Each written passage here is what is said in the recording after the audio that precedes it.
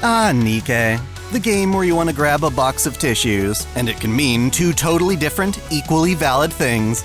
Yes, welcome back to OtakuDaiKun. It's time to cover the expansive lore of one of my all-time favorite video game stories. Nikke Goddess of Victory has amazing plot, both aesthetically and narratively.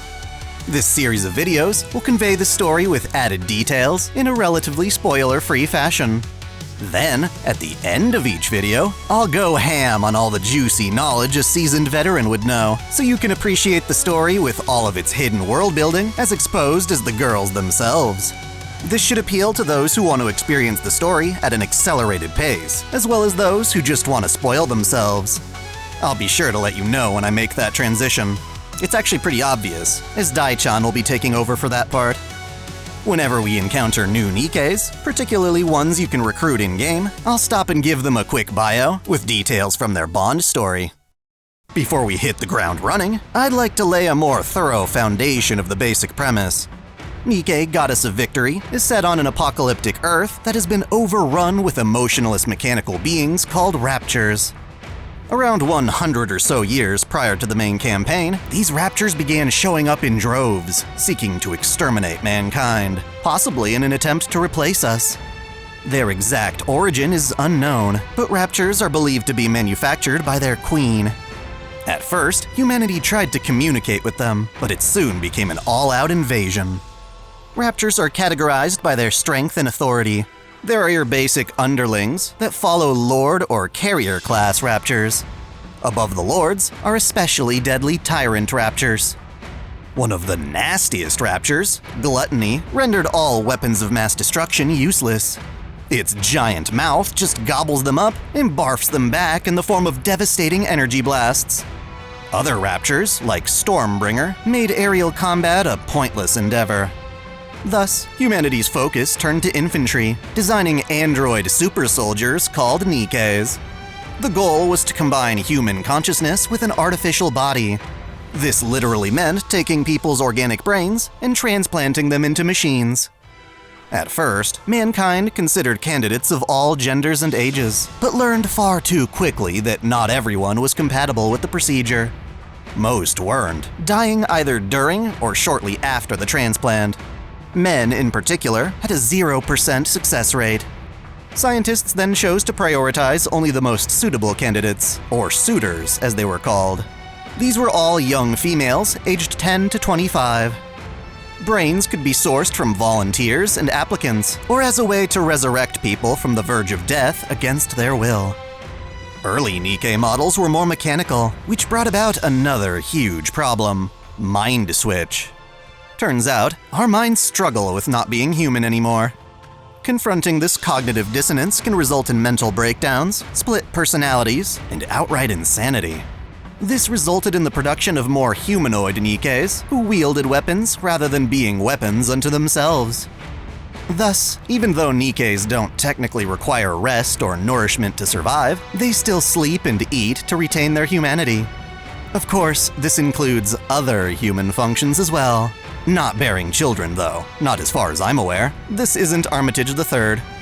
Just in case you were wondering, yes, you can smash a Nikke, but bear in mind most of their bodies are exceptionally heavy, regardless of how they appear. I doubt that'll stop any of you. The extent of artifice a Nikke can handle is completely different from one to the next. Some Nikkes have no problem abstaining from sleep or eating if it means staying productive.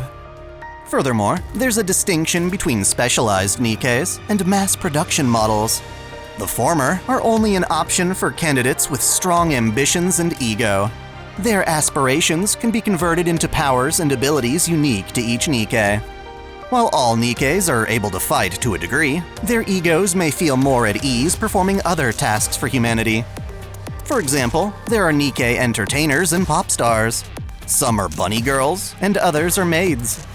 Brains are evaluated ahead of time to determine their fate, with most being transplanted into mass-produced bodies.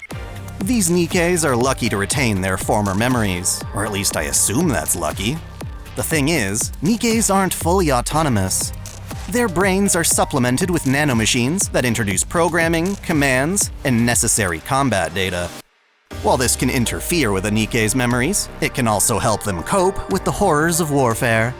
This is especially true for the mass-production Nikkes, who populate the front lines and are considered expendable. Oh, and there's also an inhibitor in Nikke's brains, preventing them from attacking humans or each other. To maintain authority, Nikkes are often accompanied by a human commander, who can temporarily disable the inhibitor. On the plus side, Nikkes are way stronger than humans and don't die as easily. As long as their heads are left intact, they can have their bodies repaired, swapped out, or upgraded. There doesn't seem to be an issue with the brain itself decaying over time, at least not so far. Some might consider Nikkes to be pitiful, subservient beings, but many still aspire to become humanity's salvation, its goddess of victory. Despite such revolutionary technology, Nikkes weren't enough to stave off the Rapture threat. It actually made things way more complicated, but we'll come back to that later. After years of trying to fight the invasion, humanity was left with no choice but to go into hiding. They built a massive subterranean city called the Ark, where most all humans currently live. To an extent, the Ark is self-sufficient, able to produce ample food and energy. Said food is made using an artificial substance called Splendamin. The Ark even has its own fake sky, the Dome of Eternity, which consists of a wide array of television panels. It's possible to enter and exit the Ark via hundreds of elevators that connect to the surface. This is necessary for people to head up and scavenge the land for resources. Much of this is done through missions by small squads and their commanders. After all, it's extremely dangerous, with Rapture encounters starting within an hour of Ascension. The long-term goal is to reclaim the surface, but at the moment, it's a far-off pipe dream. By the time of the main story, humanity had attempted 2 separate surface reclamation wars, but each one failed spectacularly. Foolish humans began to blame the Nikkes for this, leading to discrimination running rampant within the Ark. 70 years ago, there was an incident called the Goddess Fall, in which 200 or so mass-produced Nikkes decided to abandon the Ark and forge their own home on the surface. The central government, the Ark's main authority, tried to stop them by cutting power to their elevator. This accidentally sent the elevator plummeting down the shaft and would have crashed, killing tons of helpless civilians. Bravely, however, the Nikkes chose to self-destruct, preventing a worst-case scenario. This resulted in various Nikke civil rights campaigns, which the central government often tried to suppress. To avoid a similar situation happening again, squads now typically consist of 3 Nikkes and a rotating commander. Nonetheless, Nikkephobia still exists, with many people seeing their own saviors as subhuman, taking their protection for granted. They've become so spoiled by the Ark's shelter and luxuries that they've forgotten how dangerous the surface really is. For now, that should be enough world building for us to finally start the main campaign. Our protagonist is a rookie commander fresh out of the academy on his very first mission. It's a search and rescue op, where he and his assigned squad are tasked with reaching a specific set of coordinates on the surface. As luck would have it, though, our aerial transport is shot down, and we're the only ones to survive the crash. Oh yeah, I'll sometimes refer to the commander as us or we. I feel it adds variety to the writing, and makes us feel included in the adventure. A Nikke named Marian nurses the commander awake and vows to escort him to the rendezvous point. The transport explodes, alerting nearby raptures that Marian fights on our behalf.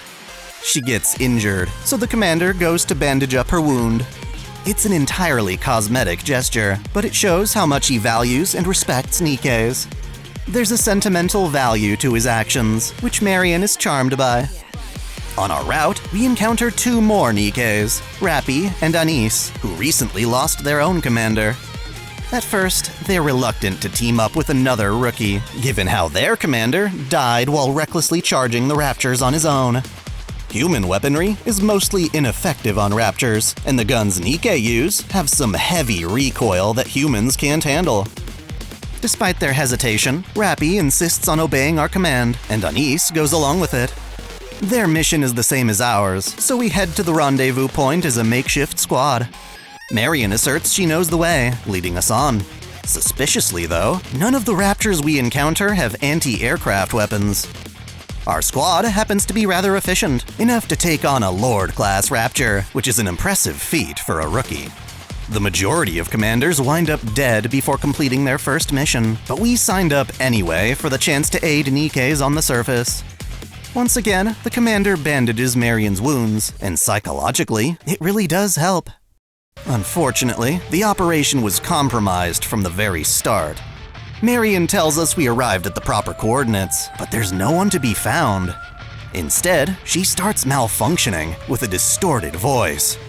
Her eyes turn crimson, indicating that she's been corrupted by the raptures. That's right, certain raptures are capable of inflicting corruption on Nikkes. The corruption code injected into a Nikke's brain compels them to serve the Rapture Queen in lieu of humanity.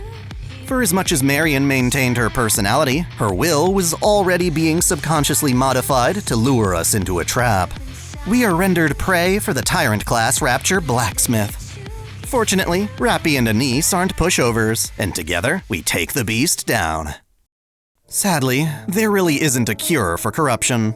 There are ways to postpone the inevitable, such as cryogenic freezing or the complete erasure of a Nikke's brain, but those usually aren't attempted unless the Nikke is highly valuable and can be rushed back to the Ark within a 3-hour time span. No, typically, the protocol for corrupt Nikkes is to execute them on site. Nikkes carry with them self-termination guns that commanders can also use. We're given the dirty job of putting Marian out of her misery. It's all the more tragic that Marian herself helps guide the gun to her forehead. It's clear she's still semi-conscious, but that won't last long. For her sake, the commander pulls the trigger. Ironically, he wanted to become a commander to try and prevent this exact sort of situation. Easier said than done.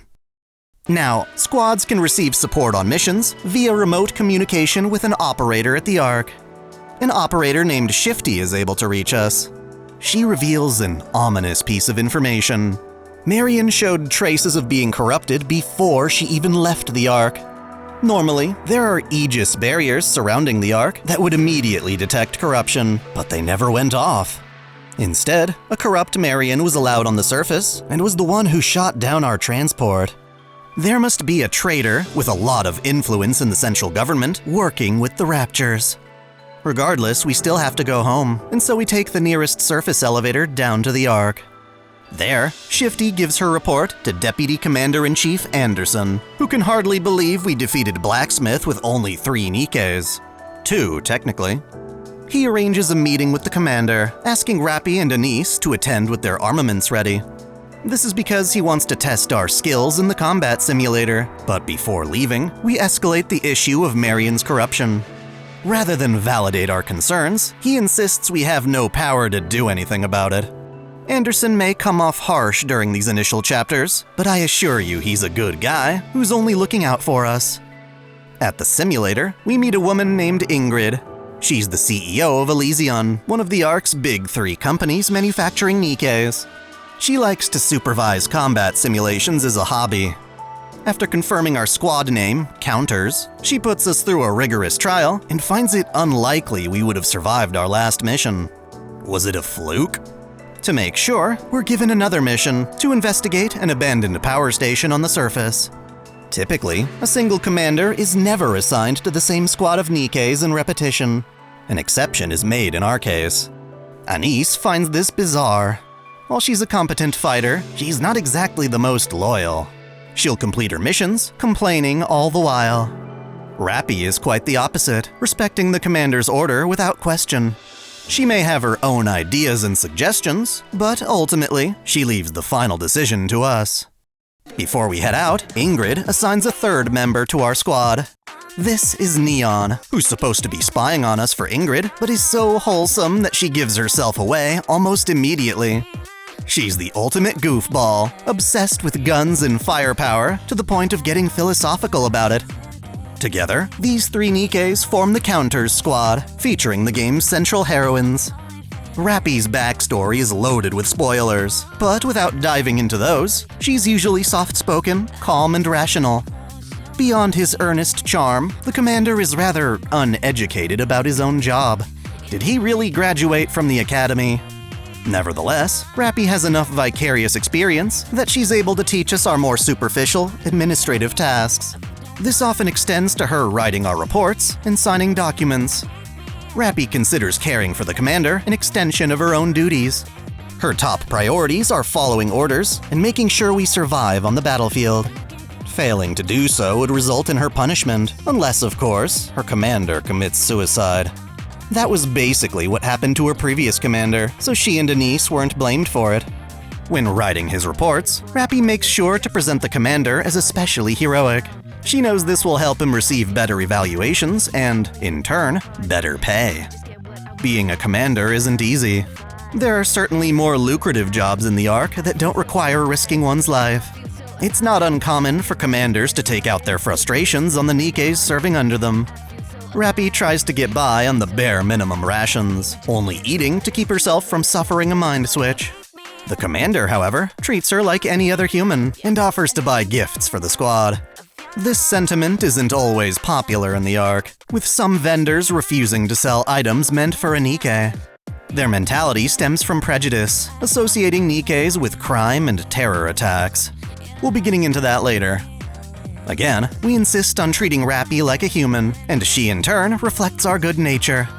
She's had many commanders, but something about us feels special. Anis is also taken aback by the commander's naivete. Despite claiming to have been born in the Ark, he knows surprisingly little about it. She takes it upon herself to show him the ropes. In general, Anis is the type to chug down a beer and let out a huge belch. She absolutely loves soda, but I suspect that's just an age-appropriate way to get around censorship. She's got a profound backstory the game is only now starting to develop, but let's just say her past experiences have left her feeling nihilistic. In many ways, the Ark is an amazing place, but she resents it. Very little seems to inspire her anymore, and she only pursues strength because she's afraid of dying. She does, however, have a special fondness for the commander and his respectful demeanor. This compels her to want to keep him alive. So yeah, beyond a good drink and the commander, there are few things Anis actively cares about. One happens to be buying jewelry made by a former member of the idol group Twinkle TriStar. Again, Neon is bullet crazy and likes to craft new ammunition in the middle of the night. Sometimes she'll make bullets so special that no gun can actually shoot them. She frequents a website called Gun Lovers, and once tried to procure a legendary gun capable of firing her custom ammo. It wound up being an old wooden musket.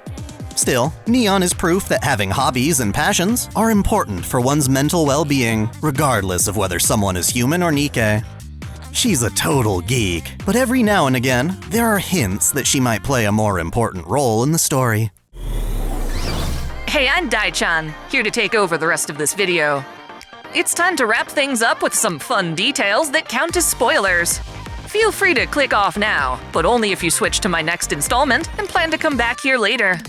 I don't personally mind spoilers, as knowing them allows you to appreciate other aspects of a story hidden behind a dramatic paywall of sorts.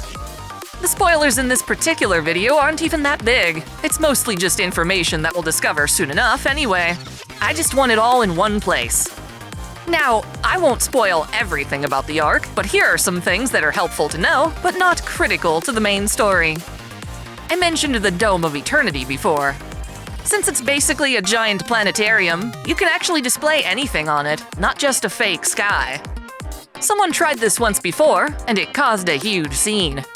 Over the past century, mankind has gotten so used to living in the Ark that they kinda dismissed the fact that their sky wasn't real.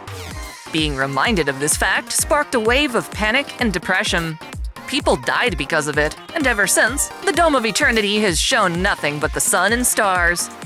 For an even more believable illusion, there are sprinklers that produce artificial rain and snow. It appears that, just like the Nikkes, humans want things to look and feel natural. This also applies to food. Most of the Ark's food is made using Splendamin, prepared in various forms. It tastes good enough, apparently, but there are those who can still identify and appreciate the real deal. The Ark's too small for mass farming, but wealthier citizens are able to procure expensive meats and vegetables grown selectively or salvaged from the surface. This creates more demand for surface exploration, which is becoming more and more difficult as nearby areas are picked clean. Ideally, mankind could expand their domain, but the raptures keep invading every reclamation site and taking them back. Humans really struggle when it comes to equality. While citizens of the Ark were registered with ID chips that were all the same, some people insisted on creating their own, fancier chips they could use to feel superior. This created an economic hierarchy, and eventually, the central government chose to cave to the demands of wealthy sovereigns and construct a high-class shopping arcade called Royal Road. In complete contrast, the Ark used to have a dumping ground for all their trash called the Outer Rim. In a move of incredibly poor taste, the central government began using it as a place to exile criminals.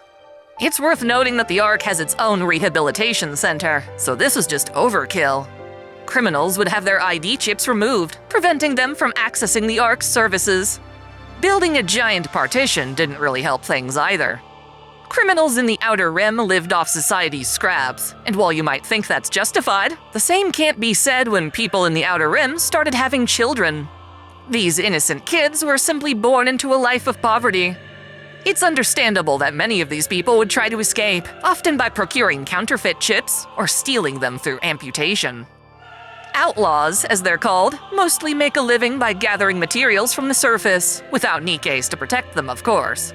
There are plenty of elevators in the Outer Rim, too. Some people advocate for the rights of outlaws, such as Heavenly Ascension. The central government has written them off as a terrorist organization, and perhaps rightfully so. In the past, Heavenly Ascension carried out a bombing on the Ark's AZX train, killing all of its passengers. Overall, the Outer Rim plays a huge role in later chapters. I mentioned earlier that Ingrid was the CEO of Elysion. Well, Elysion is one of 3 companies, known as the Big Three, alongside Missilis and Tetra. In addition to manufacturing their own line of Nikkes, each company dominates their own parts of the Ark's economy. Elysion handles military supplies, food, and transportation. Missilis handles most medical tech, and Tetra deals in fashion and entertainment. The Big Three's respective CEOs wield the same military authority as deputy chiefs and are often consulted regarding major operations. Speaking of deputy chiefs, we got to meet Andersen, who's a bit rough around the edges. He always seems to cut conversations short, insisting he has another appointment to entertain. While he may appear cruel, he understands full well how corrupt the central government is. Andersen also knows about Marian's corruption, but wants to protect the commander from naively picking a fight with upper management. Such a conspiracy happens to be larger than both of them can fathom. Andersen's a former commander himself, quite the legendary one at that. For some reason, though, this is a well-kept secret among his confidants. No need to dive too deep into that right now, though. As you can see, we're only just getting started. This video's misleading for all the prep work we had to do. Chapters 0 and 1 really aren't that long, but now that we've handled some important exposition, we can hit the ground running in the next video. I want to know what you guys think about Nikke down below. If you have theories or want to talk spoilers, please write a warning first. Until next time, celebrate your fandom! I want to give a special shout out to all my $10 and up supporters. Video Gamer 75, Dante Pendragon, Stephen Elak, Mystic Samurai 1983, Otaku Mom, Free Brick, Alexis Yukio Gomez Yamato, Lunarworks, Link Pendrago, Observer Bellis, James Hewitt, Uncanny EXP, Crow Calum, Saul Soto, Major, Matal Mataru, Winter's Edge, Sneer Cachette, Sunbro Torian, Foxbox, Caitlin P, Sith Lord 906, Vladimir Ovna, The Taz 96, Kengo X77, and Alistair Bernadotte. Thank you all so much.